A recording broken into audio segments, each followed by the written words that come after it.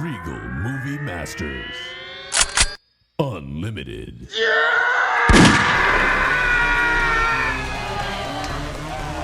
This is the Regal Movie Masters Unlimited podcast, where we indiscriminately watch every goddamn movie that comes out at the local theaters. Your movie masters today are Justine. Hi. Brent. Hello. Dylan. What's up? And I am Colin. Today we got a full docket, so hold on to your hats, folks. We got, what the hell did we watch? We watched Saw X. Yeah. Creator. Yes. Santana movie. And Dumb Money. Dumb Money movie.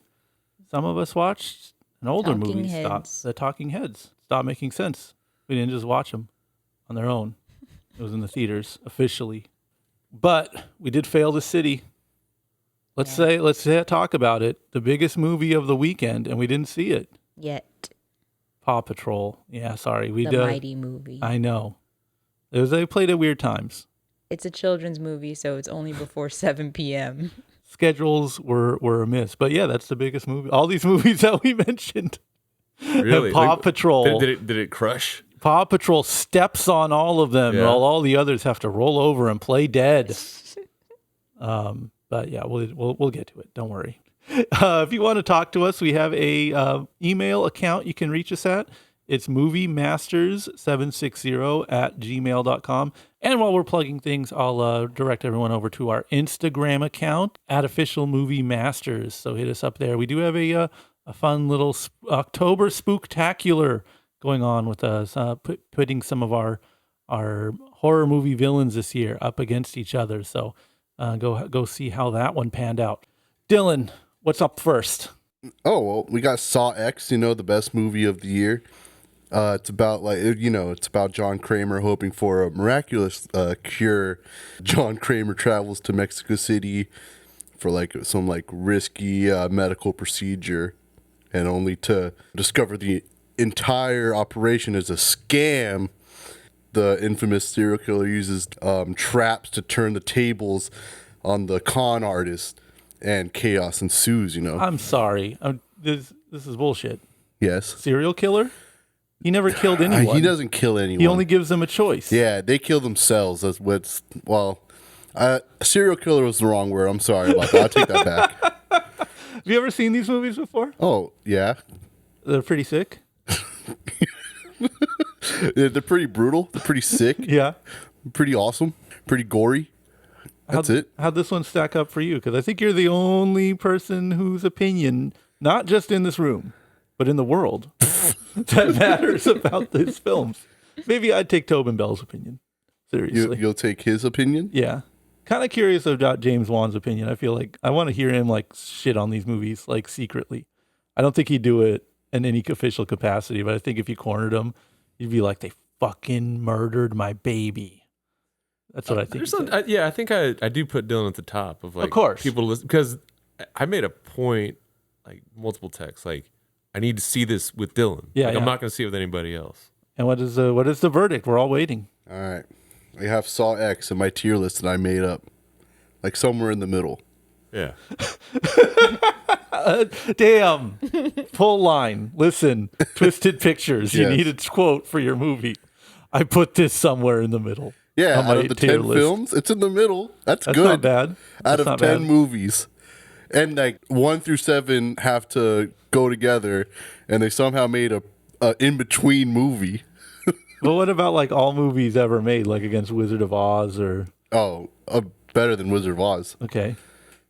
Cares. I'll go down the list of every movie ever made. You tell me if Saw X is AMC's or whatever, or what's it called? 1,001. THF.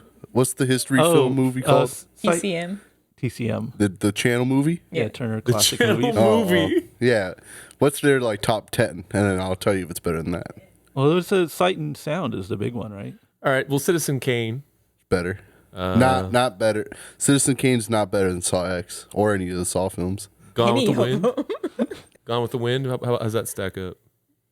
It's an okay movie, but it's not as good as any of the Saw films. So Jigsaw. Yeah, Jigsaw's way better than the fucking Call of the Wind or whatever that movie's called. Who cares? Do you have it better than Saw X? Jigsaw? Jigsaw? Yeah, I'm sorry. I should have, not prodded around here, but if you say it's somewhere in the middle. No, Jigsaw is towards the last of the bottom. 10. Oh, Yes. yeah.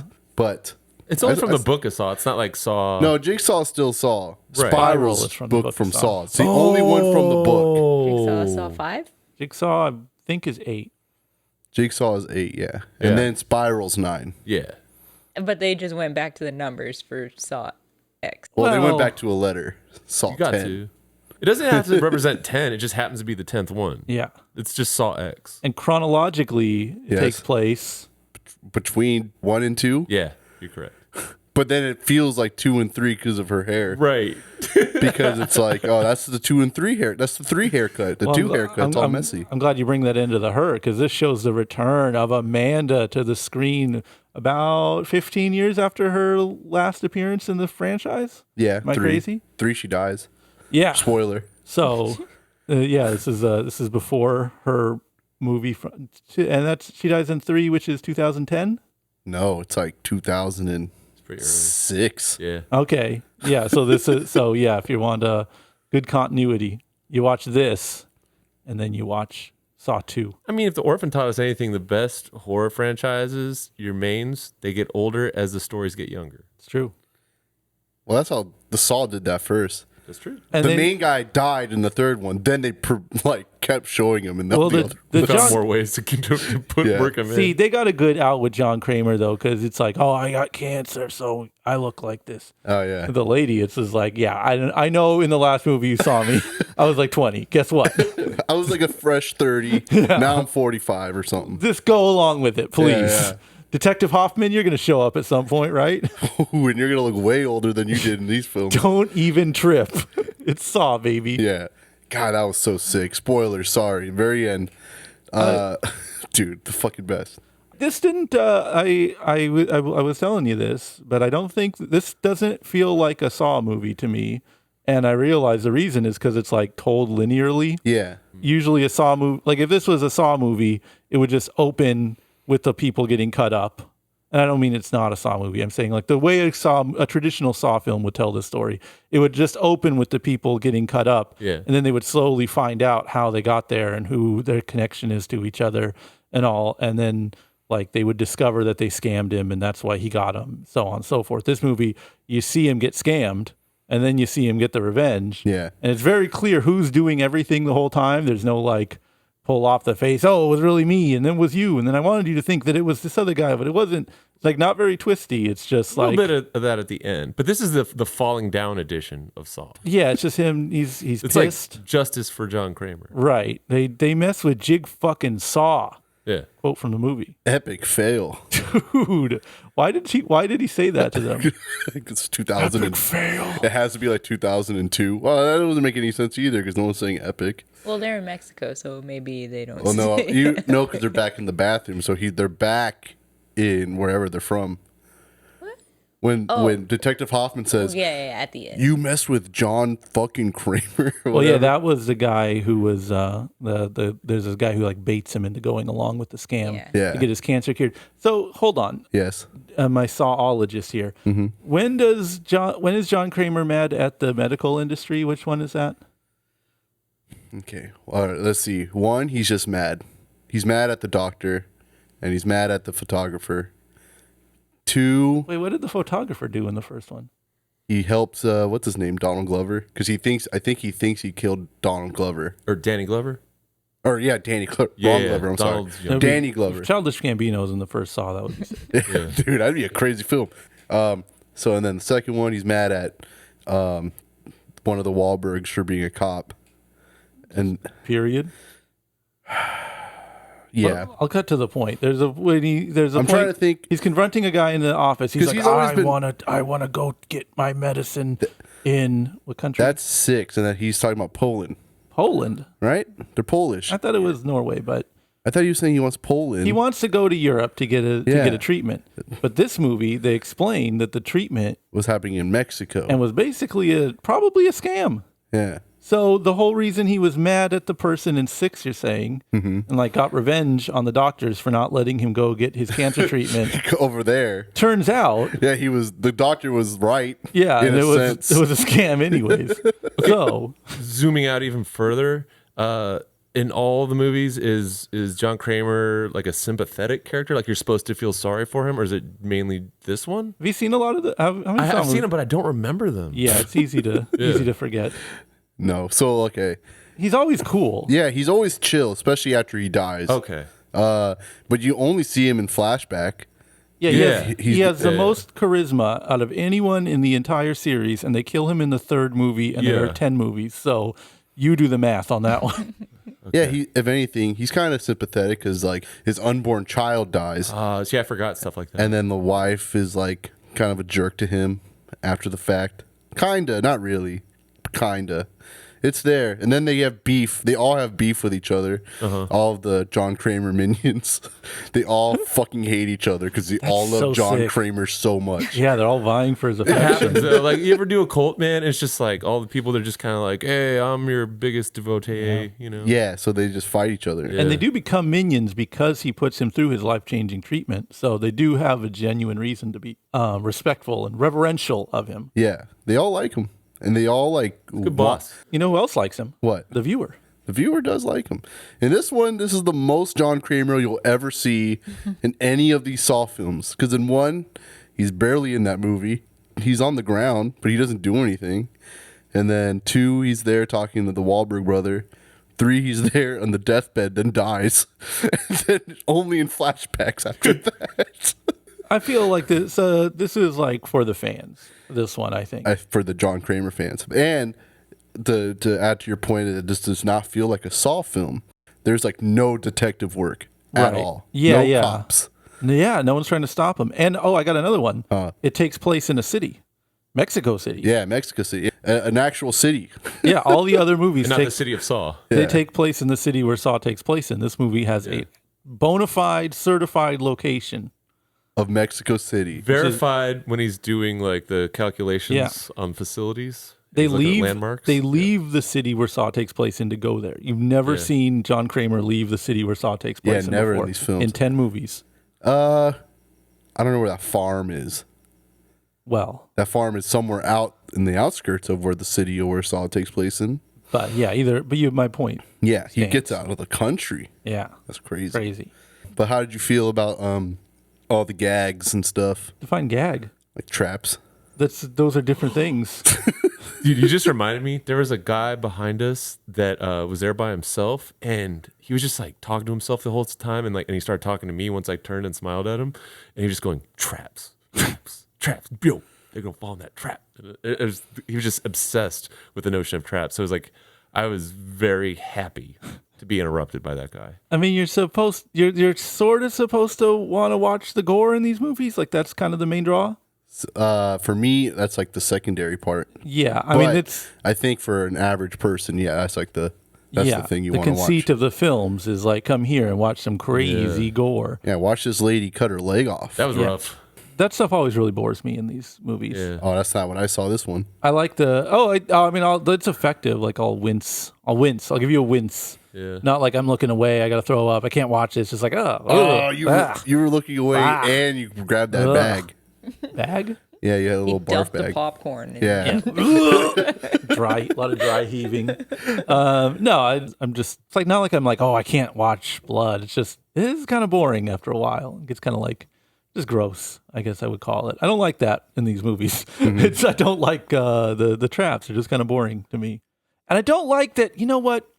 I don't like that you get so close to finishing the trap, to like beating the puzzle, and they don't give you like okay, we'll let you roll an extra 15 seconds on Just this one. because you actually cut your brain off, we'll give you an extra 30 seconds. Come on. Bonus round. This whole thing is to rehabilitate people. I feel like at the point when you do brain surgery on yourself, you've been through the trauma that it would take to rehabilitate you just because you didn't fill it up with enough gray matter exactly at the right time. Like you saw that I was willing and currently doing the thing that you wanted me to do. I just wasn't fast enough. Yeah. An arbitrary time. 3 minutes? Yeah. Yeah. How did he test that number to make sure that it's like fair? Maybe he doesn't want it to be fair in this one. Yeah, I don't like the gore in any of He's these just movies. like, fuck it, dude. Fuck you. You took $2,000. Or how much money did they take? Not $2,000. Oh, I think it was like I don't think he would probably be that pissed off. $8 million over 8 years. something Yeah, like I feel like from him it was 2.5 milli, but Oh, I could be okay. making that up. What? It was a lot. that wasn't much. stated. I think you had to like. Isn't you it had to- 200,000? Okay. Yeah, it was like Yeah. 200. $2 million would be. I think he Okay. would have just killed him with a gun. No point of like stringing it on. Just kill him. Yeah, because he has limited time left. He might as well just be efficient. Which brings up the next point. The timeline in the actual setup of all these traps in this facility, the medical facility. Like, how did he? It's him and Amanda just making all those traps in the span of how many hours? Well, he probably already had some. Down in Mexico City? Well, she came down there too, so she probably brought him. I mean, where she was in the city where Saw takes place, From right? the point where he realizes that he gets ripped off to the point where he starts torturing people, how much time do you think that took to build all those things and trap those people? Here's what I think. I think he looked at his watch. Buzzsaw shaped. He Yeah. goes, "Oh, it's saw o'clock. Yeah. I got plenty of time." And then he just made them. Time is a flat like, Buzzsaw. circular saw. Yeah. Do you like these movies at all, Justine?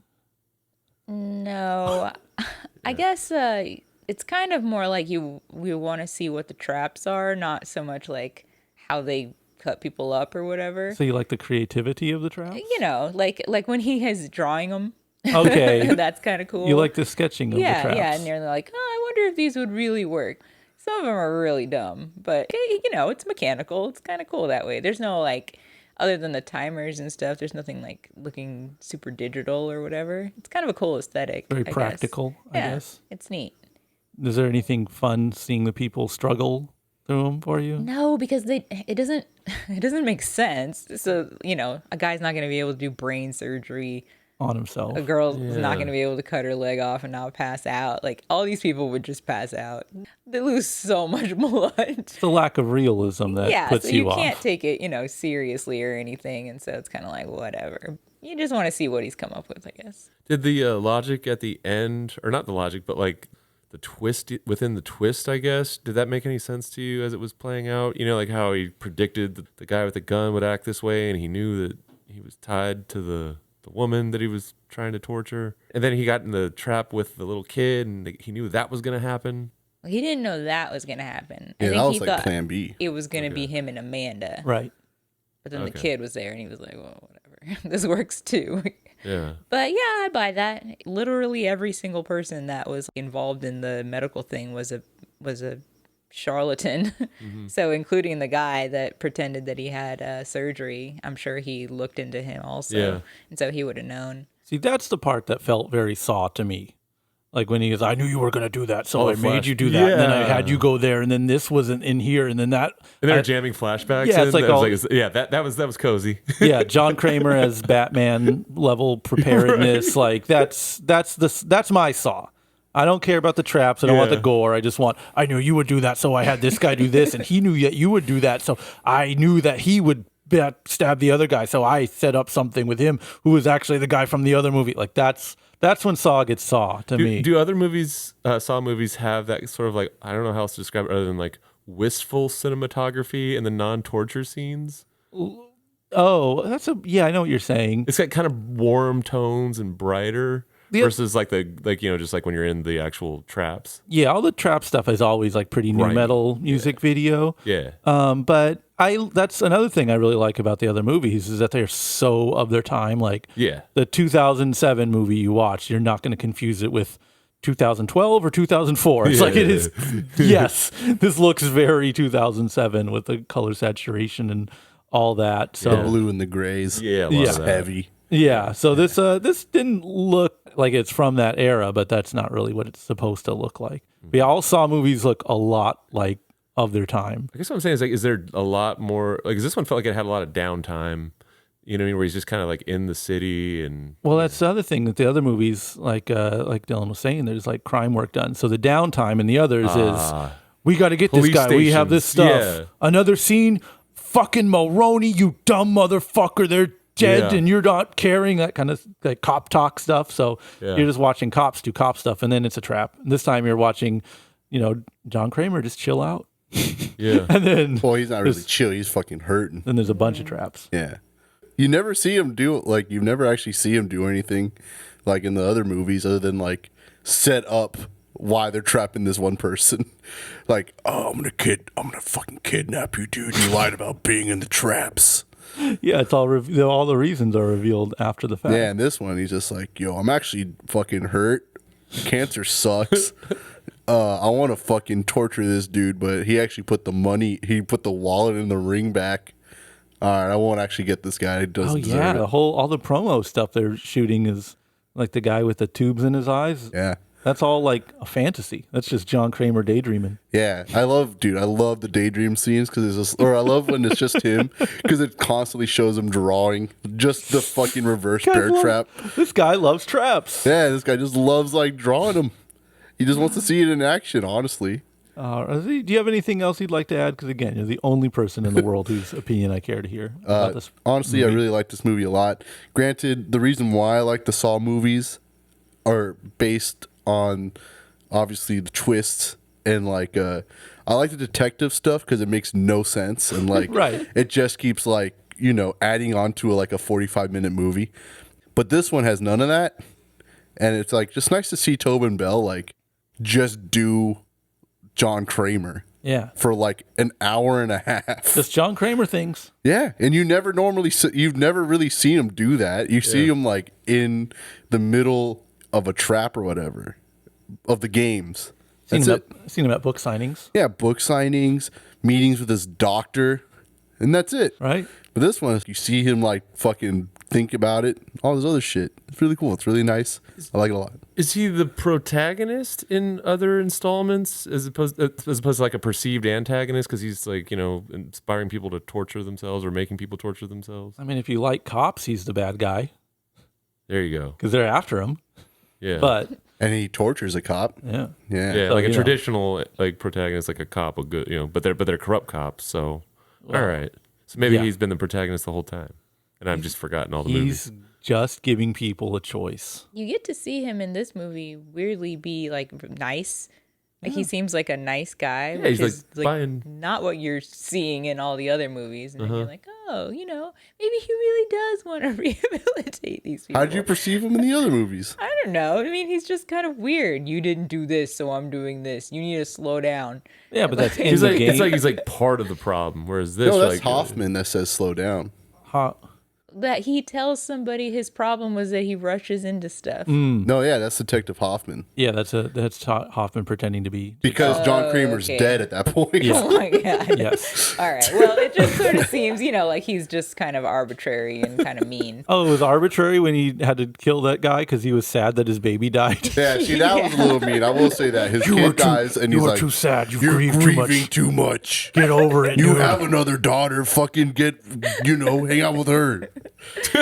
direct quote. And then this time you see him, he's at a cafe, Yeah. he's eating a scone or whatever. He's just so sketching Brandon in his Denzel. book, They talked about the people they've kind of telling killed. people hi. He just seems like a nice guy that has a really weird obsession with hurting people or Well- getting people to hurt themselves. No, he's trying to make them appreciate life. Yeah. Or just not rip him off personally. That's really what he's not having them appreciate life. Not these people. Not these people. Yeah. He this didn't is- really this, mind- this is the falling down installment. He didn't really mind being ripped off. He was more pissed off that they're ripping other people off and they died. Well, I don't think he was stoked on him. Well, getting I'm ripped sure off. I'm not saying, but he gave that money back to that little kid. Oh yeah. It's like, here you go, kid. You need $2,000 more than I do. What do you think the kid spent it on? Oh, you just have to hope he gave it to his dad. Yeah, 'cause that'll go a long way in Mexico. Yeah, in 2003. It's true. Yeah. So overall, for Saw X, do you want to play a game, or would you prefer not to? I think you die. So which one is it? Okay, yeah, live or die. Okay. Should this Appreciate life or suffer? Saw X, live or die. I kind of don't like these movies. I'm supposed to because of Dylan, but I don't think I care that much. And this is I feel like this is very much the Saw movie for Saw fans. So I think if you don't like the Saw movies or you've never watched a Saw movie, this is not for you. If you like Saw movies, if you've liked 2 or 3 Saw movies in the past, you'll probably like this one. So it's all going to depend on your disposition. So it is truly your choice, live or die. I guess I'll just see if I can complete the thing in 3 minutes. I'll live or maybe die. This movie's whatever. It's really strange because it's very long, and the first hour there's nothing. Like, it's just him Trying to cure himself. Yeah, it's very slow and seems like a totally different kind of movie. So it's a little weird to be a Saw movie. And so I would kind of say instead that if you have not seen a Saw movie, this would maybe be the Saw movie to get into, because it seems the most like a movie. Okay. With Saw stuff at the end. And then you kind of get it, like understand the premise of the regular Saw movie where it's like, oh, okay, traps. All right. And then you go back and you watch the other movies and you're like, this is silly, but at least it's just the traps part. So you say this is a good introduction to the franchise? I would say yes. Controversial take. This is the Saw movie for people who don't like Saw movies. Yeah. Wow. Mm-hmm. Don't do the traps, by the way. Just let them kill you. You want to spend your last fucking 3 minutes pulling out your goddamn fingernails? Just let it happen. Or, you got to start right away. Yeah, do it or don't. Yeah, you have to that's commit a good point. right away. Yep. And if it's one of these fucking cut a limb off things, like, all right, we're calling this a day. I'm not going to I don't care that much. I'm not that invested in all this. Do your thing. I'll chop a finger off. I'll give you a finger. I'll give you some blood. Mm-hmm. But if I got to cut a limb off, no. Let's just skip ahead on that 3 minute timer. Call it a day on this. Let the thing crush my head. It's going to be faster. It was really nice to see the pop-up medical facility from the Devil Conspiracy make another appearance. I appreciated that. Before Dylan said it, that was my opinion too. This is kind of like right in the middle of appreciation for Saw movies. Like I had fun. I think mainly because of the company. It was like a sick enjoyment. I was like, there's like what I would describe as maybe like a bucolic section where he's just like kind of just wistfully out in Mexico City being John Kramer without like having to be in a dingy metal box or something like that. So it's like, oh, this is really nice. It's really relaxing. I felt very at peace watching this movie for a while. And then the brutality starts. Chaos did ensue. And I don't know. I had a good time. I mean, it's hard to like assess these as good or bad movies. They are just their own thing, right? Yeah. They have a unique voice. I'll put it that way, to be kind. And they're not scary. Right. They're not scary at all. So it's just if you're squeamish, then you get something out of it. That's pretty much it. Yeah. I guess if you're scared of being kidnapped into a game. Those are the only really scary parts of those movies. You have that the kidnapping parts. Yeah, there's jump scares with the pig people and stuff. They make the pig noises, although they're not pigs. Yeah. They just wear them. I'll live. I'll do the traps. I'll try my best. I don't know how to get out of that I one. I kind of forgot. But you just turn the dial. Oh, it breaks your fingers. All the way. Yeah, just crank. That drove me crazy. I was like, why would you not just crank it all in one shot? Yeah, one at a time. Come on, you're all. Never mind. Yeah, but then again, it's dream logic. This is all. The other thing, I think they must know that this is like just fodder for quote unquote content creators to be like, how you could escape this Saw trap. I don't think I haven't seen I've seen more footage of like that than I have Saw movies, and I've seen all the Saw movies. I think there's just so much endless amounts of like, this is one of the most challenging traps in John Kramer's universe, but here's how I would get out of this one. The passage of time is so funny because when Spiral came out, I remember a big part of the marketing rollout was just like, Saw NFTs. Yeah. You need to get in on this. And this one, there was just not a peep whatsoever. It's just come NFTs. See our movie. We have movie. You like a movie? October? You like Saw movie? But if you like the directing work of 4, 5, and 6, or no, sorry, 5, 6, and 7 of Saw, you'll probably like this one because you see the growth and the progression of that director just doing art house Saw films. Not art house really, but it's a nicer film to watch visually than a Saw 4 or 5, I would say. But it does not look like a Saw movie. But I like it a lot. The A24 Saw movie. Dude, I'd be so fucking tight. There's just like film grain all over it. He would be staring out at Mexico City a lot longer. Yeah, you see the drawing that he was drawing of the map of Mexico, and then like the camera pans into it and then pulls back up, and then it's the land that he drew. Shit. Sometimes I think the whole world is a trap, and my traps are the only safe places to be. And then like a David Bowie song plays or something. See, in the trailer they showed that shot of Billy the Puppet's like bike. Yeah. And it's like the camera's like on the back of his bike or whatever. And that rock song was playing. I don't know which song was playing. But I was like, fuck, that better be in the movie. But in this one, it's just silent. They don't even make him laugh. Yeah, puppet but laugh? that's another funny part too. Is just like he knows he wants to torture these people, but he's got to build all the traps first, and then he's like, "Oh wait, Amanda, hold on. We got to make the tricycle clown thing. Let's do it." And if I'm not mistaken, I think the origin of that puppet was it was just like a puppet he had sitting around his garage. So he specifically was like, "Hey, Bring get that puppet from my Oh, house." so you think she brought it across the border with her? I mean, and they would be. I don't know how you would go about finding another one of those. I'm saying you can puppets make it there, because like he's a fabricator, No, he's an he engineer. made the puppet for his kid that died. Yeah, so it was that's a one-off. I guess he could make it again. Technically, That's what I'm He's saying. It's making like all this time he's putting into these traps in Mexico City. Like it's an away game for him. You know what I mean? So he's like having to make all this stuff from scratch. And he's like, "Oh shit, the puppet." Well, sometimes in the other Saw movies, they show like the puppet exploding in like his head. Yeah. Oh, but that's Dream. No, not Oh. in the dream. Like Can. in the movie, like let's say like the puppet shows up and all of a sudden a shotgun barrel just busts out of the head and just shoots someone. Oh, okay. So you Yeah. say there's multiple puppets. Yeah, All right, I rescind my Clearly. my Yeah. complaint. I would think so.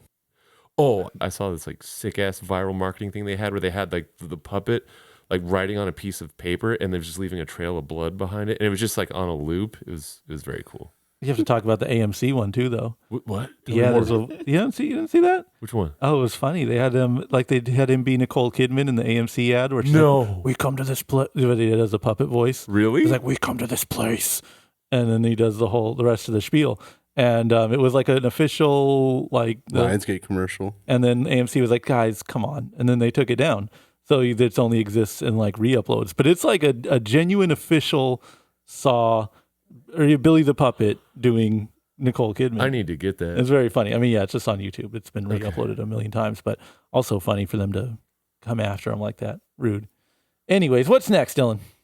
Well, Colin, we got The Creator, like it's a movie as a future war between the human race and artificial intelligence rages on.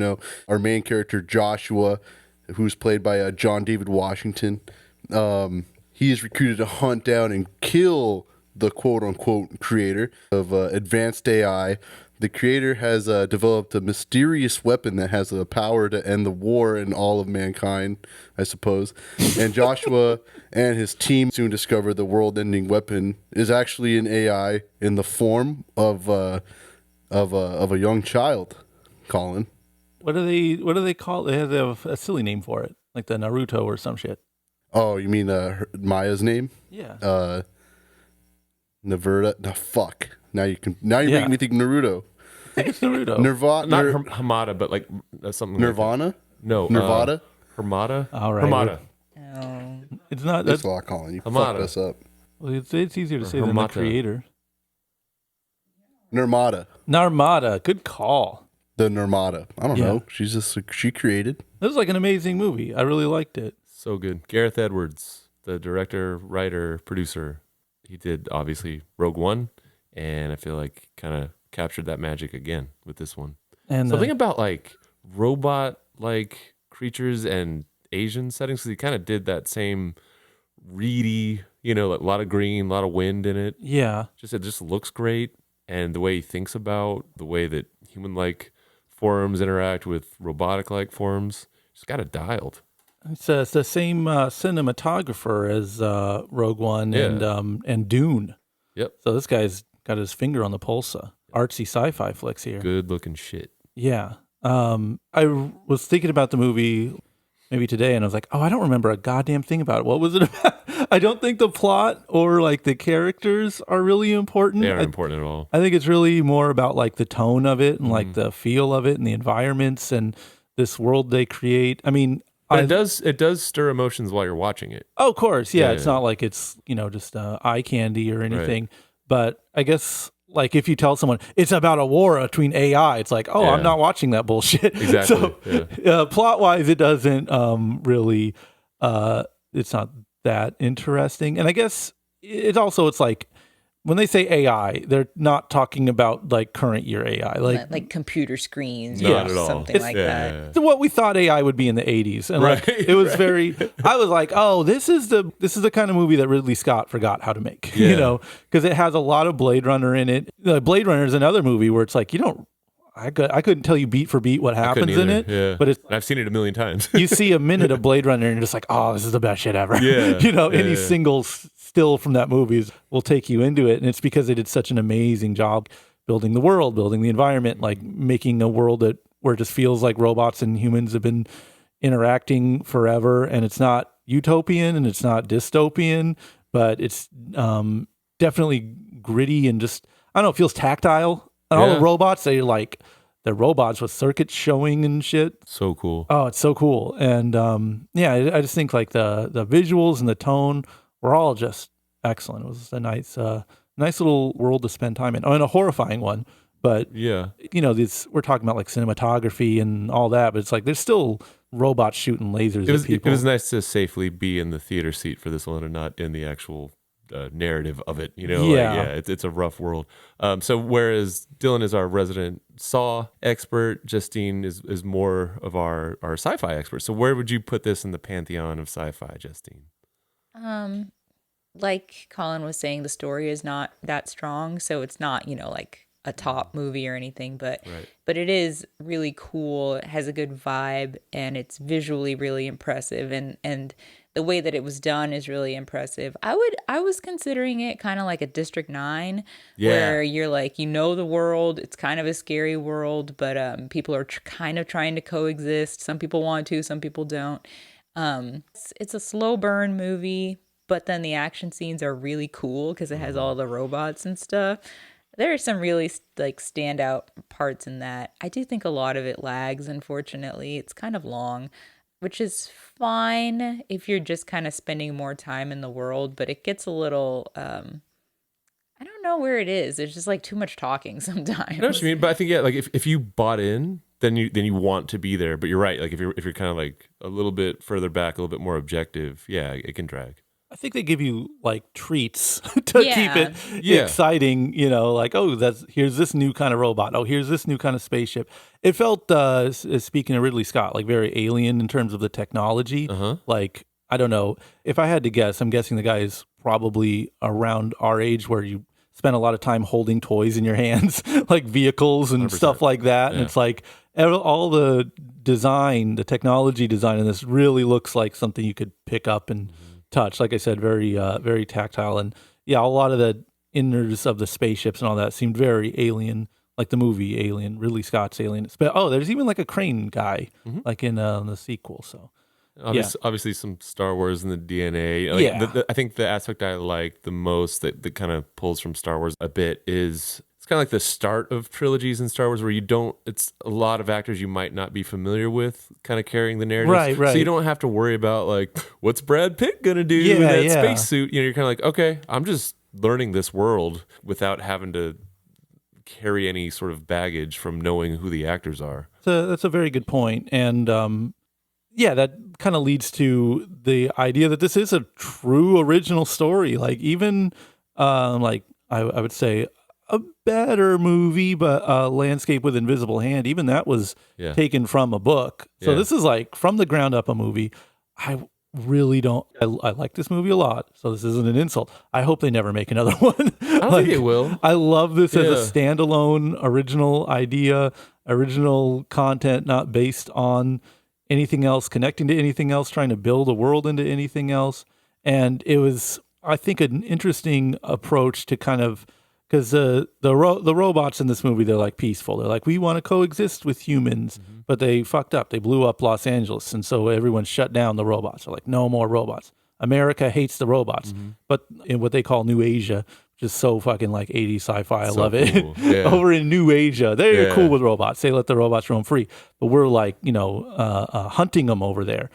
So we're rooting for the robots, but they're not in our best interest. Like every other movie would make them the bad guys, I guess. I legitimately started rooting for the humans just because I'm so sick of like we're recording this in 2023 and all anybody wants to talk about is AI. So I was just like, oh God, and so at first when they're like, yeah, we're going to New Age to hunt AI. I'm like, great, take them out. That's great. But then like once you kind of start interacting with it, you go, oh, yeah, it's a smart feat because I don't flipped it. Yeah, I don't think you would be. If they were like, cute fuzzy animals, it would be too easy. Be like, oh, let them live in peace and let the avatars be in peace, But it's like, no, this is something you're actually really scared of right now, and we're calling it the thing you're afraid of. And as far as like the narrative of the movie goes, we're sort of asking you to root for this thing that in the real world you're pretty bummed on and is making everything kind of worse right now. So it's an interesting narrative. And again, I don't know if that lends itself to franchise. And I don't think you make this movie because you're like, oh, I can't wait for this to get a spin-off. Because it's no. Yeah, I don't know if we want to keep watching robots take over the world. I do, I wouldn't mind if the director, writer, creator, like kind of like stayed in, this corner that he inhabits, going from Rogue One into this, and it does like these, like sci-fi, like sci-fi in general, sure, keep doing that. But I don't think this needs a sequel, but in any capacity. Or we don't need to know more about this world that they're in. Yeah, it's thorough. Justine, you were saying there's like some technical stuff that was interesting about how they did the movie. Yeah, really cool. The first thing that I heard about this movie like a while back was that it was largely or exclusively filmed on like this tiny camera, and that it was like a revolutionary thing to do. And then kind of recently I was reading that the budget is very small. $80 million. Oh my God. To make this movie. Expendables, $100 million. They got that. I can kind of drop the mic after that, but I'll let you go on. Well, let's remind you of the airplane in Expendables. And this movie looks expensive. Yeah. And really, really good. I would have never guessed 80 mil. Yeah. So basically, the director and the cinematographer have worked together before. Mm-hmm. And this director is really into making stuff cheap. And so he finds new ways of doing things to make it really cheap. Yeah. And it's kind of so brilliant, it's dumb that nobody ever did it this way before. But all the stuff you see of like the landscapes and then all the buildings in there and stuff, like when they're like in the Himalayas or whatever, they just filmed the landscape. They went on location, they filmed all the stuff, and then they went back and basically drew the things over the landscape. Right. So it's not like they from the ground up were like this, like if you storyboard or whatever, and you're like, it should look like this and maybe some hills here and there. You film the stuff, and then with whatever that natural landscape is, you make it work within that. And so anything that's like, I can't remember what he said. He was basically talking about how like the human eye can't really tell the difference between stuff when it's like this far into the foreground and this far into the background. So anything that somebody needs to see with detail, like the actors and stuff within the first like 8 feet, let's say, is real. And then beyond that, they can just CG it and you won't really be able to tell the difference. So if you have like a big battle sequence or something, they'll film the first people in the foreground, but the background stuff they can just go wild. Mess around with. So that's why, you don't put the Flash in a stupid CG suit. It looks terrible. We're right up on it. We're never going to believe that's real. But all this stuff feels supernatural, like feels very natural to your eye. And so I think that's partially why it just looks so amazing to me anyway, because it's like, this looks realistic in a weird way, cleanly in a weird way. Oh, and it was really cool when he was explaining it that a lot of like the robots or the AI people, again, they just filmed with a bunch of people and then chose later on, make that guy a robot and then like drew over him, let's call it drawing over him. But they didn't want to waste too much time doing that, so they just kind of pick a few people at random to turn into robots. And then it brilliantly gives the effect that maybe that guy over there is a robot, maybe that guy over there is a robot, because they're just kind of scattered around. And that's just so cool, because you never, like, as an actor or an extra or whatever, you wouldn't know if you were going to be a robot or not. And then all of a sudden there's like a robot there where it could be a person and it kind of doesn't matter. So without having to actually draw in like 50 robots in this scene, you pepper in a few and then the viewer kind of Theater of the mind. populates the rest. And Yeah. that's perfect for the setting they're trying to create with New Asia, where it's like an integration of humans and AI. So yeah, like if your mind's doing the work, then why they don't need to? Yeah. Really cool. Is this like a YouTube interview or something like that? That we could It check was like in an article, like a written okay. interview with some, you know, like a stupid, well, not stupid, but like a tech magazine or something like that. Yeah. But the thing that I thought was especially cool about that, where you kind of don't know who's AI and who isn't, is like there's so many varieties of them, and I love seeing that. Different gens of the Yes. robots. Yeah. Here's some very rudimentary robot type things. And then there's like AI maybe powered robots, and they just get progressively more indistinguishable, I guess, and the design of the new generation of the AI with the weird head is just human enough so that you also aren't sure that someone is a robot or an AI until they like turn. Yeah, and you see the whole. Yeah. Which is again another smart thing to do, where you kind of can't tell who's who. Then you don't have to, you know, like you don't have to make them all look crazy. But I really like the ones that just look like Raw dog ass robots. Yeah. Then there's the military ones, like the grunts. Yeah, but So I hard. love them. Yeah. They started running across the bridge. Woo. The best. That was Come the on. coolest part.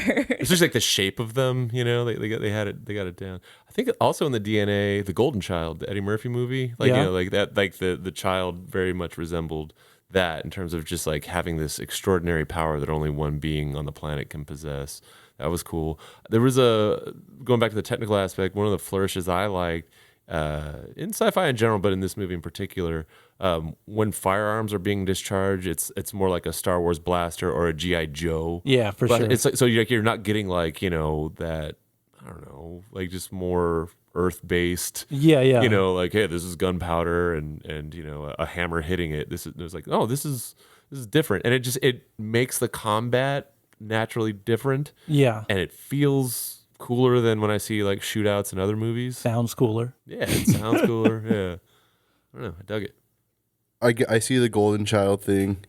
I was thinking of Children of Men. Yeah, That's all I kept thinking it's a the good one. entire time. Good point. On Children of Men, there's one pregnant lady and the only baby to be born in like 20 years. And I don't know it's why like, that's it's the like only a one. sacred child thing. Yeah, that's how I looked at it the entire time. Totally. The Golden Child's a good comparison too, I would have to say. But I like the movie. I like all the robots. Those robots were sick, bro. New Asia looked badass, Yeah. but too bad they kept getting fucking bombed. Stressful. Yeah, Stressful place to that be. sucks, Super man. stressful. Yeah. Yeah, I think if you get lost in the reeds of the like politics of having, you know, a super robot hunting air force just flying over a country, it falls apart kind of. But that's again not really the point, right? Yeah. Unlike Wes Anderson, chapter cards in this movie, brilliant. Loved him. That was kind of neat. They look like the beginning of those. Was the Blind Swordsman? Oh shit. You know, like those old Japanese movies. Yeah. And there's a lot of Japanese writing, or I guess New Asia. Who Yeah. knows? It has a whole bunch of languages that are all kind of mixed up in this movie, Yeah, it could which be a is kind of hybrid. cool. He Gareth had a blind swordsman in Rogue One, Chirrut Imwe. It's true. Yeah. Oh yeah, he knows those flicks. I guess it somewhat, I don't want to say worried me, but there's a lot of movies that there's a war between prestige streaming series and just making a goddamn movie. Right. And like a lot of those title cards felt like, oh, is this maybe at one point conceived as an episodic situation? I just thought it was more of like a tribute to like, you know, like some anime and some other stuff that is heavily, you know, Asian inspired. Yeah, I guess in general, I just don't like to see anything that reminds me of an episode of a really great TV show that, dude, you really need to watch right now. I think maybe I don't know if this is true, but maybe it could have been like, you guys need a break in the action. real Yeah, quick. or just some kind of like structure, I guess, some sort of way to frame it, since Although it is kind of a did sprawling. seem to center on characters that were being introduced. So there was. Yeah, a little bit of a it wasn't totally arbitrary, Yeah. but Can you imagine if they put Pedro Pascal in this as the daddy in this role? think that would put more butts in the seats. Yeah, I don't know if he's kind of cooled off a bit, but Oh, he's this is still like hot. exactly the role that people Right. would put him in. So going back to, it being people that you're not overly familiar with, that was kind of a good touch.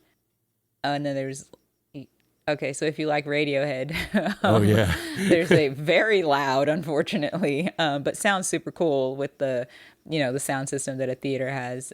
There's a song that is prominently featured and sounds really cool. I had a cool mansplaining moment where I pointed at the screen. I was like, that's Deep Purple. They have an album called Machine Head. And these guys, they got machines for heads. They're the Speed Kings. That's Ian Gillan on keyboards right now. And then who's the guy? The friend that... Sturgill Simpson plays notorious robosexual. That's him? Yeah, crazy, right? I didn't realize that was Sturgill Simpson. That was the brilliance of the movie. It's like, I didn't realize that until I saw it in the credits. I went, whoa. I didn't even stay. I couldn't stay for the credits, but that's crazy. Yeah. I didn't know what he looked like, I guess, or sounded like. Little robophile. So to your point about if you would have put Pedro in it, you might have put more butts and seats. This had a debut of Like 30-ish, Yeah. which is still not great. 80 mil budget. And it's sadly the thing I said leaving the theater was like, oh, they do not care about money. Hearing that it costs 80 million makes it a little less. Oh, worldwide is 32, domestic is 14 mil, and then international is the 18. Yeah, so you root for these movies, but it just that's the fucking problem right now is you can do something that's really high quality that is people pleasing. Again, there's lasers and robots, fun stuff that you like to see. But yeah, if it isn't based on a fucking franchise or an IP, this is why they make these movies are connected to dolls you had when you were a kid. It's because that gives you a level of familiarity. Yeah, all the headlines are about how Dumb Money and the creator are disappointing. Well, I know that one of the hardest genres to make money off of is original content sci-fi. right. Yeah, but at the same time, with you want to create new narratives, you have to start somewhere. So Yeah, these kind of original ideas, they're just there to be loved by a few people and talked about for years, but they don't quite close the gap as far as money goes, which is unfortunate. So I don't know. Maybe this is our a plea for you to go watch. Please go watch see The Creator. It's a fun time. Yeah, I think because I remember I put up a little post too, just in stories. It was like, this isn't going to be the same on your TV and sound bar. That's true. Yeah. But yeah, I mean, if this piques your interest, make the effort to go see it because it was something else in the theater versus what it would be at home. There we go. So are we gonna do we upload this one to the mainframe or are we gonna shut it down? I don't know. I'm shooting from the hip here. I'll say upload this one again. It can't say enough good things about this movie. I really liked it. Yes, upload. Use one of those little discs. There we go. Upload it to the back of the head of anyone you find. Yeah. And that's cool. That was kind of dumb tech, but whatever. It's a good movie. I like these movies where you're just dropped into a world that's neat. And I was telling Colin that I kind of felt like the feeling of like homesickness and nostalgia and sadness or something whenever I watch movies like this, because it's so cool and you kind of wish that you were in it, but it's also a bummer of a place. But it's that kind of movie where you just kind of get to sit in this cool world, and it's worth watching. It's worth watching in a theater. Yeah. I love that you kind of got avatared by this. Like the first Avatar, how people were like, "Oh, I'm just so depressed that I can't live in that." That world looks crappy. Yeah, I would rather live in this one, even though it's like I don't know, a war-torn hellscape. I still dig it. But it seems like there's only war in a couple of places. Just don't be a robot and you're fine. Yeah. There you go. Simple. Yeah. Don't be a robot. Have you ever tried not being a robot? Stop doing that. Oh, Pray the dude, robot every away. day. Definitely upload this movie to the mainframe. It'll probably end up being one of my favorites on the year. I had a blast. It kind of recharged the batteries in terms of having to go to the movie theater so much. I was like, yes, this is what you watch in the theater. Big sound, cool visuals, compelling story, for me anyway. I would like more movies that elicit the feelings that I had watching this one. I would download it to the mainframe. It's pretty cool. The bombing of LA is pretty cool. Gave me Akira vibes there. Yeah. And then the shittiness of like living on Earth, that gives me like the District 9 vibes right there. And then, it's cool. I don't know. The robots are cool. That's it. That's all I got. All right. What are we talking about next? Oh, glad you asked, dude. We have Dumb Money. It's a movie. It's like every day, you know, people flip the script on Wall Street and get rich by like turning GameStop into one of the world's hottest companies.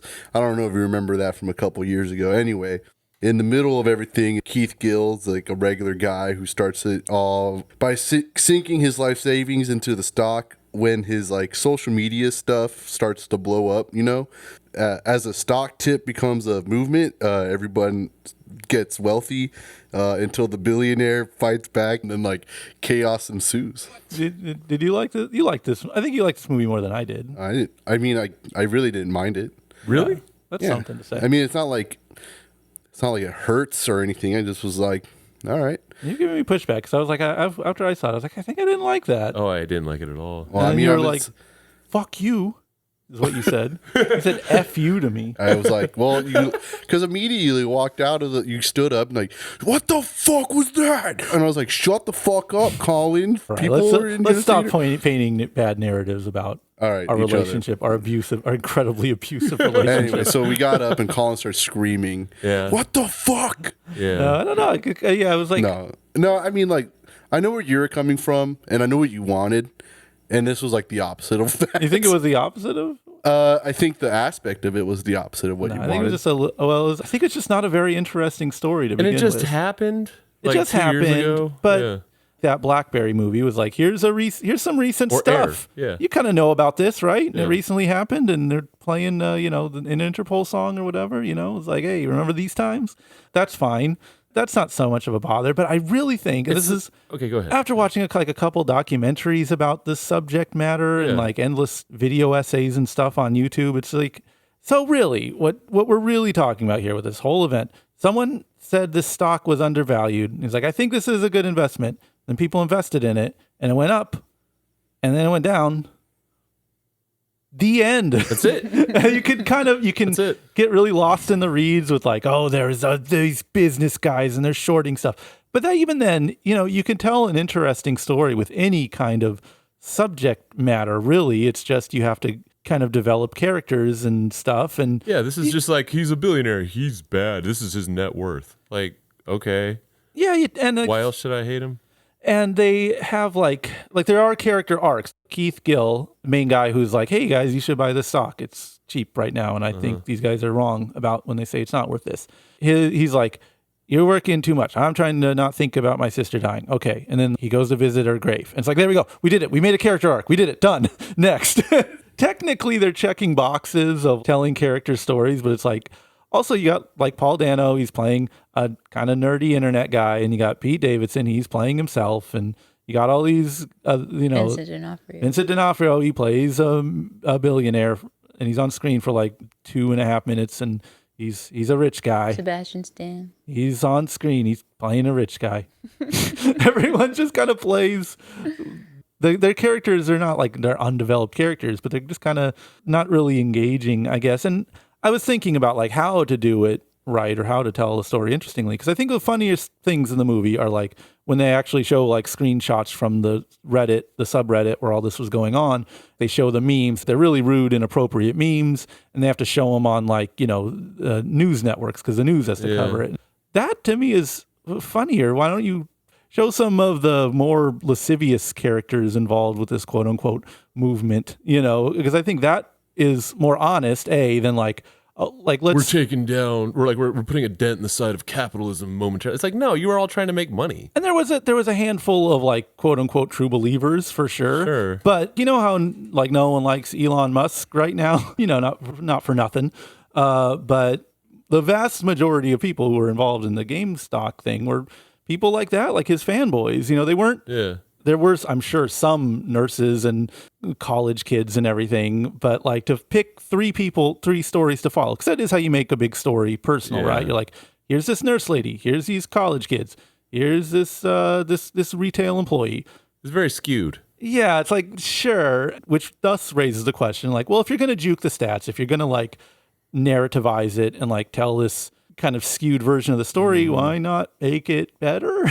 Yeah. They're not. Especially when like you're automatically conjuring God, what was the movie? Not Wolf of Wall Street, but The Big Short. Right. You're kind of conjuring that. So and like that's regarded as by a lot of people as a good movie. Yes. So if you're gonna kind of do something that operates in the same sphere, know that you're going up against that. So you got to find your own angle, or like you said, like your own nuance to it of like, hey, no, let's go into like these like tertiary characters, the guys that are creating the memes, like what's their deal? Yeah, or just any kind of anything.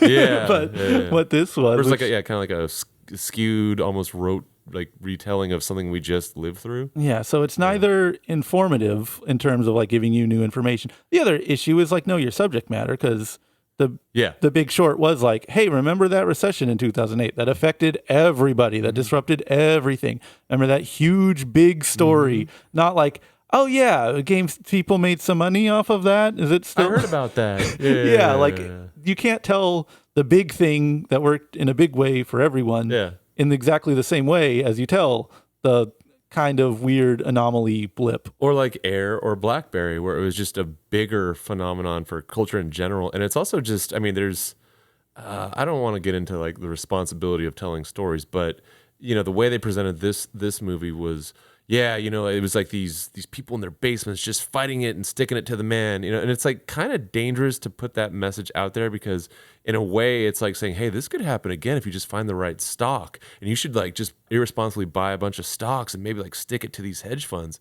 Like that's kind of like the subtext of what's being told in this movie. Whereas like, if you're looking at Air, you're like, worst thing that's going to happen is you're going to buy some Jordans. If the ending is, and now guys in the stock market look on Reddit, like that's their grand finale. Yeah. Again, kind of goes back to my point of, oh, this isn't a very interesting story, is it? No. Because it kind of isn't, and it's dressed in a way where it kind of is. But I really think at the core issue of it is it's just not that much meat on the bones of this story itself. There's no flu game in the lore, and there's no and then it did this, or like, here's why this was historically important, at least right now, where we haven't seen really any aftermath or fallout. It's just like, then it closes like this in the movie. It's not like this isn't speculation. They're like, this person sold some of their stock and has some money. Yeah. That's not the like, nurse is still holding on to her shares. It's like, okay, great. A lot she should have sold a long time ago. Yeah, I don't know. So yeah, I won't keep shitting on the movie. Is it supposed to be a comedy? Or is it like told as a comedy? You tell us. I didn't see it. Oh.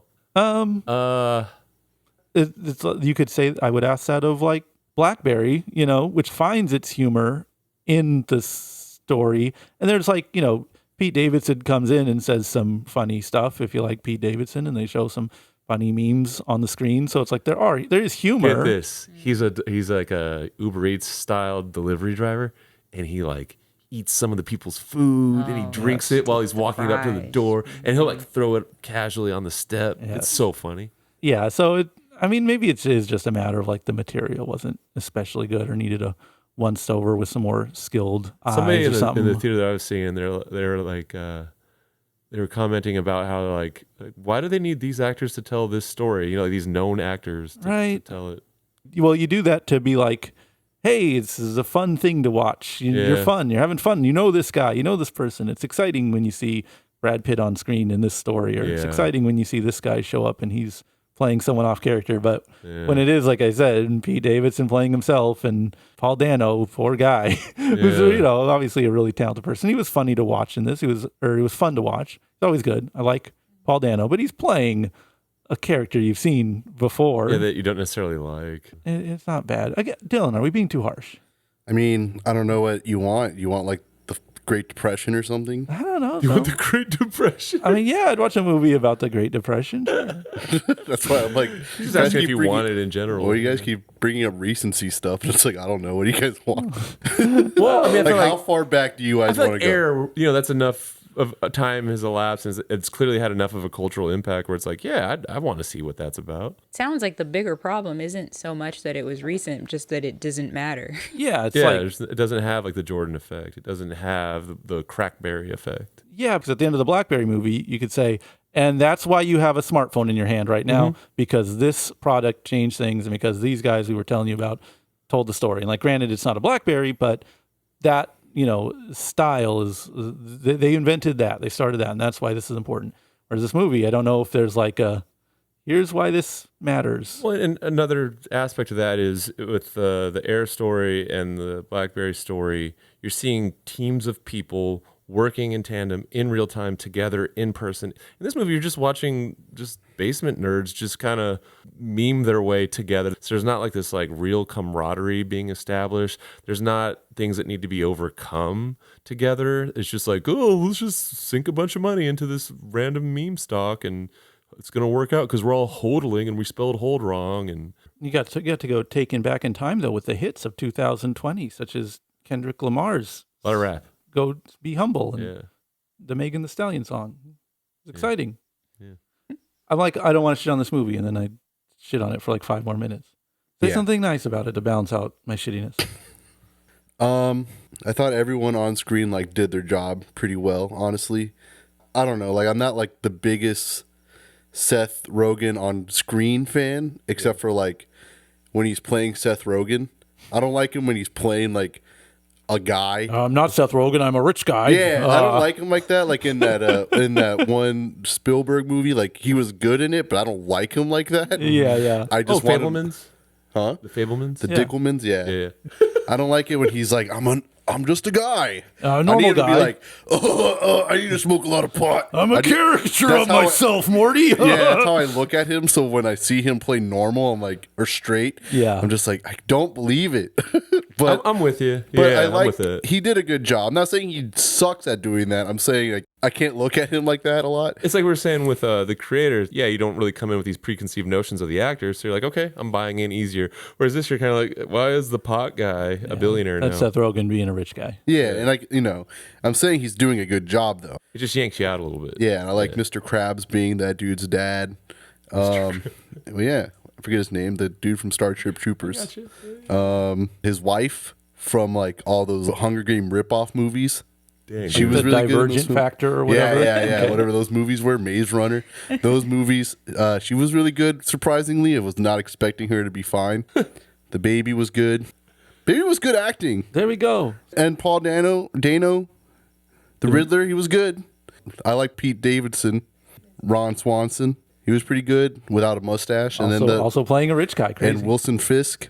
Yes. He was pretty good. Also as a rich guy. Vinny D. Yeah, that guy was cool. Vincent D'Onofrio. And Winter Soldier and his friend was pretty good. Sebastian Stan. Yeah, those guys. I'm saying the acting was Are you doing good. Don Pardo? Yeah, of course. Fuck yeah, dude. We're all gonna the keep acting introducing was, people. I thought the acting was good. That's like the real highlight for me. I don't care about the story when it happened. I didn't care. Watching it now, if anything, it informed me more, but not like I go out and watch documentaries like what Colin did. You don't get stonks, bro. You'll never fucking. but yeah, I don't know. Like if anything, if you just like movies being told. There we go. That's how I look at it. Okay, see that's the how I sunshine. look at That's the movies, bro. sunshine I need to balance out the darkness Yeah. here. So, dumb money. Are we gonna we hodl gang, or are we gonna do we have paper hands? Paper hands or diamond hands on this one? I got paper hands. I didn't really like it. I didn't like hate it, but it was old. Again, one of those movies where you watch, where you're like, okay, all right, okay, all right. Oh, you done? I'm kind of bored. Am I bored? Why am I bored? I think I'm bored right now. That's not what I heard. That's You were laughing. There's a couple chuckles. You're It's not- you're again, enjoying I don't yourself, want and then to. I you don't walked want out. to. That's why I'm not said, painting this as like a fucking dog shit movie or anything. It's just not really. I didn't think it was that great. I'm also paper hands. We can do so much better than this. Diamond Hands, sure. It's pretty good. That's what they call it, right? Yeah. Yeah, Diamond Hands, Dogecoin, Stonk, GameStop. It's all good. I don't care. It's a good movie. Dylan is giving you financial advice right now. Yeah. What else? All you have to decide is what to do with the time that is given to you. Oh, well, Colin, you saw this movie about this guy, Carlos Mencia, or what was it? Santana. Oh.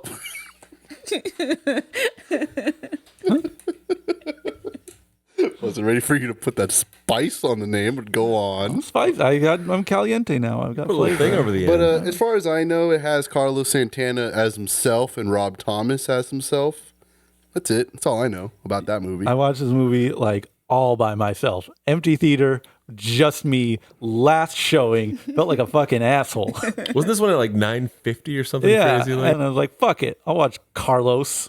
It's very funny to me that it's called Carlos for some reason. Because But it's Santana is how you know him. Yeah. I don't. So Is that the joke? well, yeah, because it's just him. Santana is the band. Carlos Santana is the man you see. Oh. Yeah, I see what they did. Yeah. Okay. But no, I don't really. I am an anti-Santana fan. I don't like the music of Santana at all. Like it piques my interest a little bit. Mid 70s, I'd say, because he's kind of connected to like fusion and stuff like that. And did a record with John McLaughlin, who's he's connected with Mahavishnu Orchestra. I'm tuning in, but like, yeah, he's just not a guy I bump a lot. And I did work in a video store in the year that Supernatural came out. We played the radio a lot. So needless to say, there's a little bit of bitterness towards him. And I work in a record store now, and so I have to sift through piles of used copies of Supernatural on compact disc that people bring in. So there's a little bit more dislike than like for Santana.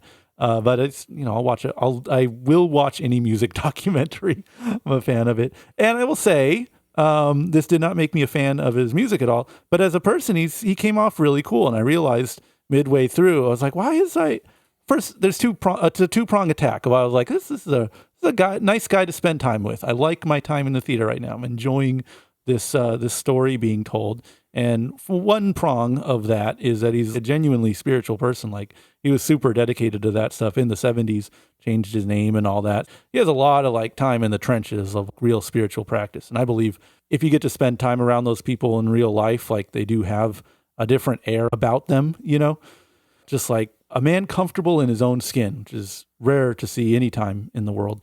And the other thing about it, and I didn't realize this kind of till maybe in post, I was like, oh, there was no like talking heads in the movie. No one came on screen. It was like when Santana's album first came out, it changed the world. It doesn't do that thing. And I was wondering about that because the runtime, it's under an hour and a half. I was like, is this a biopic? What is this? So it's a documentary, but yeah, without having somebody. It's a career-spanning documentary. He's like, yeah, I grew up in Mexico, started here. Here's what my dad did. Here's how I learned to play guitar. Here's when these albums came out, they changed my life. Here you go. It opens up, not like the first words, but like really soon in. And again, I'm watching this as someone who's not necessarily a fan of the guy's music. And he's like, I've seen John Coltrane, Bob Marley, Jimi Hendrix, and those are, he said Stevie Ray Vaughan too, but it sounds better if I leave him out. And those guys were like real musicians change the air, blah, blah, blah. So they're just going on some hippie stuff. And I'm like, damn, if you've seen John Coltrane, Bob Marley, and Jimi Hendrix, like, I'm going to listen to what you have to say. I don't give a shit. For sure. There's not a lot of people on earth that have that three under their belt. So it's like, all right, this guy has something to say. And so it's just a career-spanning documentary. You've seen these kind of things a million times. You see his sisters, they talk about growing up with them. They'll show like archival footage, like him doing an interview from the 80s with Whoopi Goldberg. Very cool. And stuff like that. But there's, Henry Rollins doesn't come on and be like, the first Santana album, mandatory listening. You have to like this album. Yeah. It's kind of refreshing. And I realize it's a double-edged sword. Like I was watching like the Sparks documentary. 75% of the movie is people coming on screen saying Sparks are the best band. Yeah. And I like the Sparks a lot. So when I hear someone say like that, I'm like, yeah, this guy knows what's up. Listen to this guy. And then you walk out of this movie, if you're already a fan, and you're just agreeing with them, like, yeah, I am smart and I have good opinions because this movie just told it to me. But like I said, I watch whatever kind of music documentary. So when you're watching something and they're just like, Dire Straits changed music as we know it. And I'm just like, fuck you. It's they'll take that approach with any fucking band because it's just kind of a template for talking about music. So you can just be like, when 311 first came out, no one else was doing that. You can do that with like any band. And if it's not to throw a good band like 311 under the bus, but if you're watching that kind of template with someone you dislike, you're like, fuck you, this sucks. You're just disagreeing with the screen the whole time. But this movie sidesteps all that. They just take all those people out. So it's just you watching Carlos Santana talk about himself. Lots of like home footage of him just rehearsing and practicing. And you're like, oh yeah, he plays a lot. And he'll just be like, yeah, we played 314 shows that year. Damn, okay. Played Woodstock before we had a record out. All right. Yeah. So you guys were really just fucking, just seeing someone talk about their life who has just dedicated themselves to a craft. And, depending on the personality, like if you had an Yngwie Malmsteen documentary, it would kind of suck if he did that. Be brutal. Yeah, he's kind of a dickhead, right? But if you have someone that's like grounded and, just humble and will, just constantly talking about his influences, talking about like Jimmy Reed and B.B. King and these guys and this guy from my town and my country and this person who I saw, he's like, people say humble, not humble not like the presentation of humble, which you see, but like a genuinely humble person. It was nice to see. And I walked away feeling really, really cool about Santana and really thought it was an interesting approach to telling this kind of story that was a little different than you usually see. So I know it's like a throwaway review or whatever, talking about a fucking Santana documentary. But Carlos documentary. It's the Carlos Santana documentary. They got to the supernatural thing, and they just, it was pretty quick. They're just like, yeah, I wanted to make a radio album, and I made a radio album. Everybody loved it. And they talked to, I think Clive Burr does Columbia Records, and he was just like, yeah, Carlos said he wanted to do a radio record, so we got the songs to do the radio record, and we got the people, and we made it happen. So his kind of spoke to his thesis in life of just like, yeah, I just saw my goals in life and just kind of went forward. And that's what I wanted to do at that time. The end. Yeah. Interesting guy, interesting movie. Well done movie. I will say, play a 20. So Carlos, Colin, are you going to play the same 20-minute guitar solo for your entire life, or are you going to just listen to Matchbox 20 instead? And I will say 20-minute guitar solo me, baby. Let's do it. But I'm not the only person watching movie docs. You guys, both of you, separately somehow. I guess it is a doc. Stop Making Sense? Yeah. Justine was saying it doesn't count as neither a movie or... The same way that I don't think that the Taylor Swift one or the Beyonce one, they're not movies. Well, we don't know yet. But they're just concert footage. No, but what if it cuts to like Taylor Swift? She's like, well, I was thinking about my stage. Like, I want it to be like her explaining her stage. Or she does sketches like, I'm going to be Catwoman.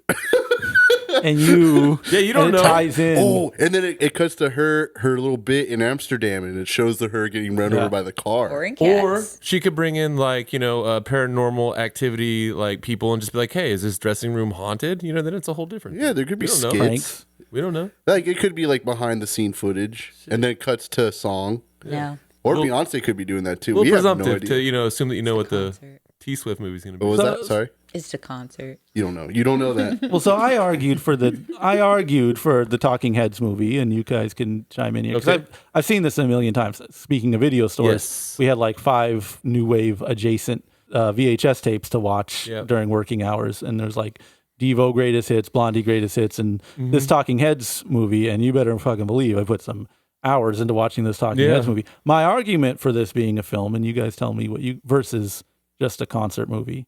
Is it just a concert movie is the question. I think it's a little more because the way they come out on stage, like it starts small and it gets bigger.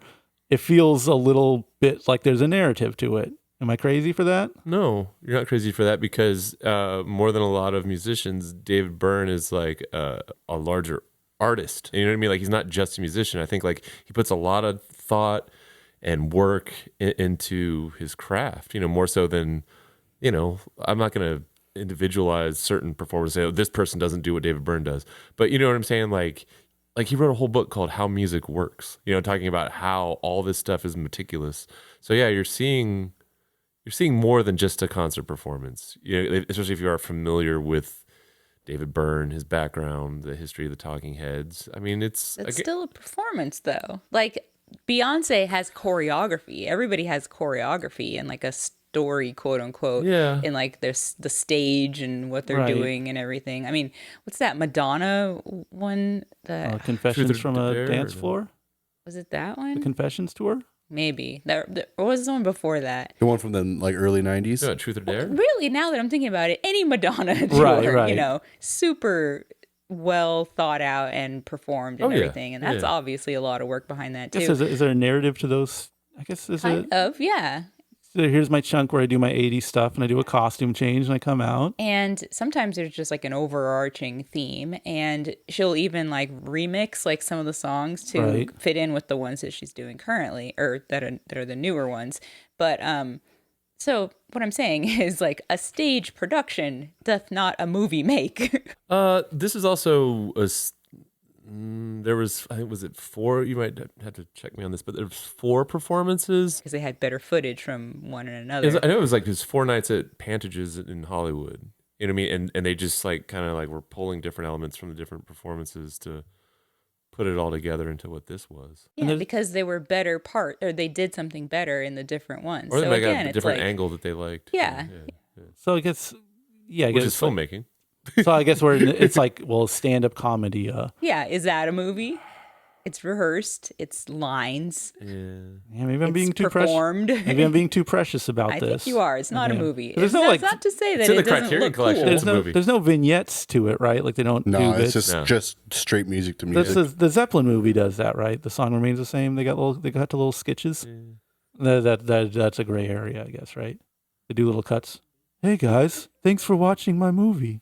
Why, who's that? This is David Burns. Oh, in no, here. this is Led Zeppelin. No, many people enjoy the music of Led Zeppelin. They gather from far and wide to watch them perform live. Look at them going now. They pull into the parking lot, they buy a ticket, and they see the band perform. What does Led Zeppelin sound like? But like talking. What do they talk like? I can't do a Zeppelin impression. I just, I like how it's the band. Yeah, the whole thing, the whole band. yeah, they're all just screaming full volume. I guess. Oh, they're all deaf, aren't they? Well, isn't there a whole genre just called concert film? Yeah, but I mean, it begs the question: what we're in highfalutin territory here. Well, I don't Is it know. a movie? To go on Justine's side, I did see this like 2 weeks ago, and I said I would not have to talk about it because what else would I count. have to say other than I liked it and it was good? Yeah, and it is also a reissue. But we talk about some reissue. It was movies here. remaster. Yeah, but it's also harder to talk about just because it's Right. like, I don't know, like Talking Heads are sick, huh? yeah, like you have to, Lots of people like my bands. you would have to actually like the band and then like watch the. They still- I guess you don't have to like the Talking Heads to watch it. The person I saw it with like does not care about the Talking Heads and saw it, and she was like, "Oh, I don't think it changed her world." Like It's a great event to bring people to. She's not a You Talking can Heads introduce fan them now. to music. I will say this: I want to know what's up with the solo Talking Heads people that were there, that under the Oh. age of 30. They're just true fans. I know. I just want to know, like, damn, what were you? You couldn't find the other fan, like another friend to watch. You're talking to this someone movie? who watched Carlos Santana I by know. himself. You invited me, and I had to decline. I was so tired from food. so I was I food can't. I poisoned. can't speak to anyone. I can't judge. But I don't know. I guess like, how could I eat too? You know, because if it was like different circumstance, I'd probably watch it alone. Sometimes when people can't find someone to go to a movie with, they just go by themselves. The concession stand is delightful.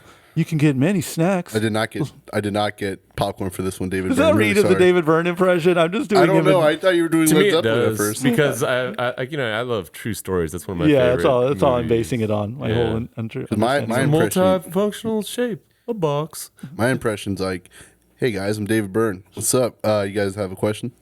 Impressions are fun to do. Many people enjoy them. Oh, hi, Lewis. You can make your friends laugh on long road trips when there's nothing else to do. You think that's a character voice? No. Yeah, did you remember him in the lunch bunch? Yeah, What the is John it? Mulaney thing. Yeah, he doesn't talk like that. He talks like that in a lot of interviews, for sure. Yeah, but I'm saying like, is that like a made up voice he does? Like real John Burns, like, hey, these fucking guys, these gabagool motherfuckers, Yeah. fucking Tom, Brian Eno, get in here. Listen to this bullshit. Yeah. Listen to this bullshit. The fucking Tom, go, lick my Tom, pal. Oh shit, shut up. Tina Weymouth's coming. Oh, hey Tina, it's a pleasure to see you. I was just enjoying your album with my friend Brian Eno. We found the grooves to be quite delightful. A lot of Afrocentric polyrhythms. Oh, thanks, David. I gotta go. All right, Tina, see you later. That dumb bitch. I tell you that Brian Eno, my number one top dog. That's what I'm saying. You think it's a put? Yeah, probably. PUA, David Byrne. It's so like You can approach a two-set in many ways. of every human being. The first thing you want to do is to nag them. Let them know that they're not valued to you, and they'll try to claw their way to get your affection back. Of every human being that we've kind of like talked about, reviewed, covered on this podcast, David Byrne's the one we're gonna like go in on and be like, hey, do you think that's his real voice, dog? I don't know. I feel like he could have fucking made some shit up. Like, I'm gonna put on a character. Here we go. I got this bit. You the fucking gabagoo. The mooks and Rolling Stone are gonna love this bit. Hey, I'm here to talk about my new album. I thought it was really exciting to do. Many people record their music. It can be listened to on a record over and over again for generations. Well, I did hear him. They had an NPR interview with the Talking Heads for the first time since however many years that they were all in the same room together. And, you know, it sounds like David Byrne, not David burning it up. Yeah. He dropped a bombshell. I was shocked to hear this fact. Oh, he was saying basically kind of like sorry that he was being such a jerk, but he turns out that he's on the autism spectrum. No way. No, wrong. So he was always so focused on like his work and his art that he was not so perceptive about other people's feelings in the band. So I'm gonna feed him this bad. line that I'm autistic, right? That's like the thing that the kids are doing right now. Hey, Brian Eno, Brian. you're autistic too, fella. Whatever. You know. Oh shit! They're coming in here. The NPR of Ira Glass is coming in here. Oh, hi, Ira. It's a pleasure to meet you. Did you know that I'm on the spectrum? No matter what interview you watch where they get the Talking Heads back together and interview them, like inevitably it comes down to like the story of how the band had to find out that they were broken up by David Byrne talking in the press, you know, and they just, every interviewer tries to get him to apologize, and he's just like, yeah, okay. I'll say this, and everyone wants to look back with rose-colored glasses. I revisited the Talking Heads catalog recently, and like their last 3 to 4 albums like suck. So name them right now. The Naked one with the monkey, that's a bad record. Has a good song on it. Sure. Yeah, and what's the other one? Honestly, that fucking Tiny Earthquakes album. Is that what it's called? I think that's a Tori Amos record. Okay, the Tori Amos record isn't very good either. But don't they have like tiny animals, animal people? The drawing that looks like the Tom Tom Club stuff. Yeah. That one's whack. I think it has a song people like on it. It has some good songs on there. Yeah, I don't know. The Talking, like it is that is a. We didn't need them back together. All right, but I got a question for the room. I'll start with Brent because he saw the movie. Okay.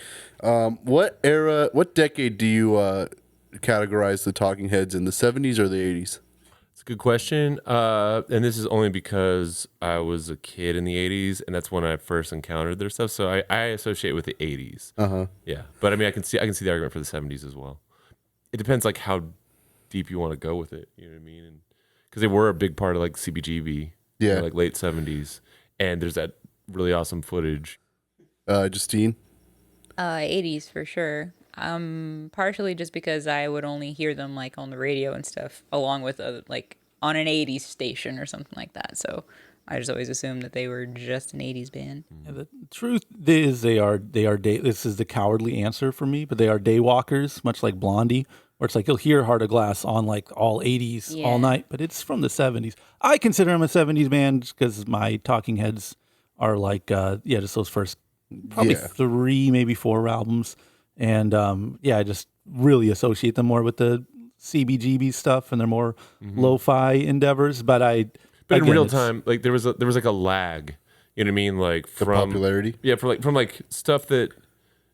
But by the same argument, you wouldn't be like the Sex Pistols were definitely an '80s band. You know what I mean? So I mean the Sex '70s. Yeah. No one had. They didn't have a hit like the "Take Me to the River" song or whatever. That's again, they're daywalkers. Actually, at the same time, this movie was made 84, 85, so I think you can make the argument for both. Of course, yeah. That's why I say the cowardly excuses are daywalkers. But in reality, I personally as a snob, call them 70s. See, I also said 70s. I only asked because at my screening, right after the credits are done, or I think during the credits, some lady just yells, "Long live the 80s!" Oh, and I was like, God damn it. Like, I was like, see, that makes me change my answer to the 70s. well, because that's what I think. So I was just like, oh man, like the 77 records, Yeah. like, right, it's called 77. It's not like Duran Duran where it's like clearly they are come out in that 81. decade. And, But I understand other people's points.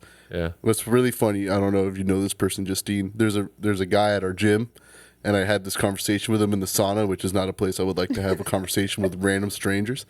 He was like, "Oh, you got a Ramon shirt on, huh?" New Yorker guy. And I was like, Was it "Yeah." David Byrne? Was it David Byrne? No, I wish. Was it Brian? It was David Byrne. But it was some guy with gold chains. He's like, "I'm from Brooklyn. I went to CBGB's back in the day." Yeah, that's sick. Not where CBGB's was. I saw Talking Heads and my cousin's bands. That's cool. Well, how was the Talking Heads? Oh, they were one of my favorite bands, but they sucked after 70 or like, what's the Remaining Light? They sucked after Fuck Remaining yeah. Light. Bro, that was just me. You were just talking to me. But I was like, this is fucking tight. And I don't know how true he is about how truthful he's being with I saw them in CBGBs. Yo, fucking suicide back in the day, bro. You don't even fucking know. I got really excited when he was telling me that. I don't know why. This guy is at our gym. Bro, you ever fuck with the contortions? Be real with me, Constantly pal. in the jacuzzi, constantly in, what's it called? Sauna. In the sauna. That guy is so fucking cool. I want to know who his cousins are then. I asked him, Yeah. I asked him what his band was. I was like, what's your cousin's band? He's like, I can't tell you the name. I don't remember. And I'm like, sick. It means nothing. The shirts. Dude, it'd be sick. He's like, agnostic something. The tough darts. Okay, The vibrators. I don't know. this raises a bigger question. What show in history do you think the most people have lied about being at? Would it be like a Woodstock, or would it be an individual show? Oh, I think the last Sex Pistols this tour in the U.S. Yeah. I remember here, it was this, what do they call it? People talking, but they're like, yeah, if you actually counted up the amount of people that said they were at these shows, it's more than the capacity of any venue that they were actually at. Yeah. Yeah, that's a good question, bro. I mean, you could point to that. What was that giant Oasis show in the 90s? Nebworth? But I think everyone was actually there. Yeah, I so. mean, that's there's visual documentation that suggests that close to 1 million people were there, or 500,000, whatever it was. Whenever someone says they've seen any band at CBGB's, Right. I don't know if I should believe this guy. He has a very thick New York accent, and I know that's not a put because I've heard him talk before. So I was just like, okay. They sucked after Remaining Light. It was so sick. I believe him. That's what I'm saying. Like, okay. A lot of times, like final shows, people will like to say that they were there. I can't wait till I can say I was at the final show. Of music. Yeah, just the last show ever. Yeah. Anyway. Talking Heads, Stop Making Sense. Are you going to take this to the river or are you going to drop it in the water? I just have that song in my head if you can't tell. I get it. That's a good song. It's a long song in that bill. I think that song kind of sucks, but anyways. Hey, I'm gonna take this to the river, Brian. You know what I'm saying? Like, we're gonna go all the way with this thing. You meet at the top, baby. Do your David? The real or the fake? You're the one, the real. Do Brian, No, I'm sorry. No, the fake one. Okay, I thought that was your fake. I'm sorry. So Dylan, I made a fantastic film with some of my friends. Okay, and we filmed it. Oh, I really like this film. I was saying, take me to the river. Is he crying? That's your impression of me doing an impression. Now I understand why David Byrne put on the fake voice, because if that's his real voice, it wouldn't play as well. Isn't he going up and down? That's how I hear him when you talk. It's very flat. It's very flat. Matter of fact way of I don't speaking. think my voice can go mono. Like all you have to one do. note. You want to know something else It's about almost David Byrne? utilitarian. You could cut out. You could swap Talking Heads lyrics with B-52's lyrics, and they're exactly the same. You just have to say them. Rock in the voice. lobster. Like that? Yeah, like And it's about to You can't go deep cut B-52's I know, lyrics. I know. I'm not going to be able to know which one's which. Roam if you want What's to. a joke? yeah. Roam around the world. Krakatoa East, Krakatoa West. It wasn't Iraq. It was a rock lobster. Then it just sounds like Mr. B-52. Hold on. I'm going to actually do this. Give me a sec.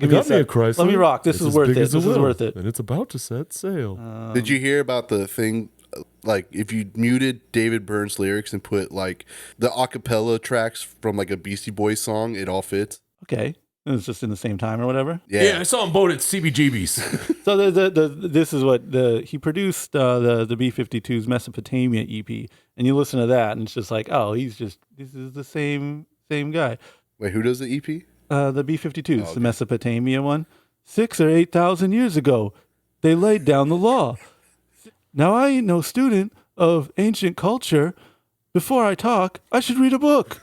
But there's one thing that I do know. There's a lot of ruins in Mesopotamia. But, if it's Fred Schneider saying it, he's like, now I ain't no student. And you have people singing behind him. Do your David Byrne one more time. I need to hear it. It's starting to sound like someone else. I don't want to say it till you say it again. Turn your watch back about 100,000 years. 100,000 years. I'll meet you at the third pyramid. Oh, come on. That's what I want. We'll meet in Mesopotamia. There's, I think, like the second line you said, you got the inflection, like, actually perfect. It sounds, okay, now the more you're doing it, the more it sounds like Seinfeld meets, like, Emo Phillips. No, it's far subtler than that. I know. That's all I keep hearing now. Many voices sound the same. If you talk to people enough, you'll find they all start to sound alike. What's the difference? Yeah, see that pause you did at the end? What's the deal with airline food? Not even close. That's everyone. That's like everyone mentioned into one person right there. Emo Phillips has this. That's the most distinct Yeah, but voice. then you throw Seinfeld and all of a sudden What feels... is on Seinfeld? Yeah, so you That's do... the most hacky impression. Everyone's got a Seinfeld. But if you mix those two, I'm saying it sounds like you're David Byrne. They're completely different approaches. One is making observational humor. The other is literally just observing. Yeah, close your eyes. I imagine Seinfeld with a bowl cut. Just close your eyes. With the bowl cut needs to be something. Yeah, I'm sure it's a... Mr. Butterfingers. From UHF. Legendary. Yeah, I remember. Are we fucking done? I don't know. You're the one doing your impressions. You told me to do the goddamn... I remember I liked your David Bowie impression. Oh, fuck. Yeah. That's a good one. I was just making fun of you. It's only funny if it's like David Bowie talking about like really outdated internet culture. Shut up.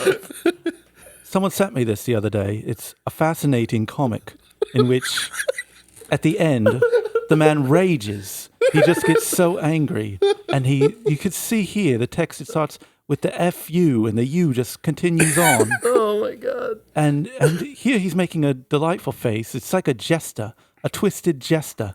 And he's saying trollo-lol. See, the LOL, if you're not familiar, means laugh out loud. And trolling is to pull an awful prank on someone. So he's trollo-lolling. Awful prank on someone. Half an hour of this episode is just this impressions. We're already at 3 hours long. I don't got many. Colin won't stop doing them, everyone. Dylan, why don't you tell the people what we're watching next week? Unlimited.